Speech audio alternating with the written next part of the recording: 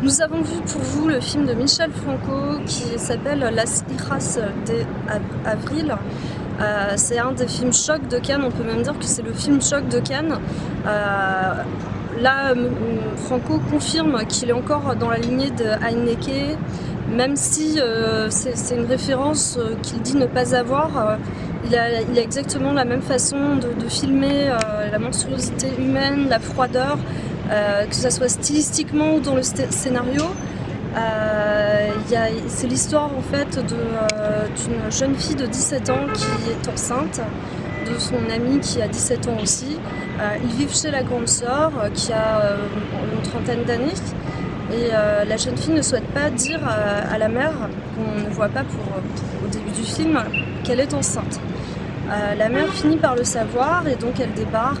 C'est une femme cool, elle est interprétée par l'actrice de Julieta de Pedro Almodóvar. Donc c'est une femme cool, qui a l'air bienveillante, libérée, etc. Mais on voit par certaines pointes qu'il y a des choses qui sont un peu discordantes.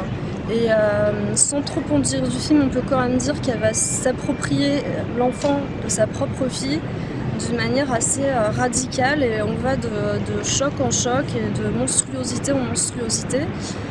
Después de Lucia était aussi lui un film de choc avec justement cette histoire de jeune fille qui subissait un harcèlement scolaire extrême.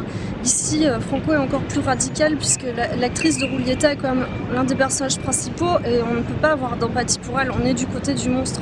Le monstre a visage avenant mais qui détruit tout sur son passage, qui engouffre tout. Et c'est un film vraiment très très bon. Je tiens à le dire, d'autant plus qu'en fait il a reçu un accueil glacial de la part de la presse, ce qui est assez incompréhensible. Alors est-ce que c'est parce que le film est trop radical?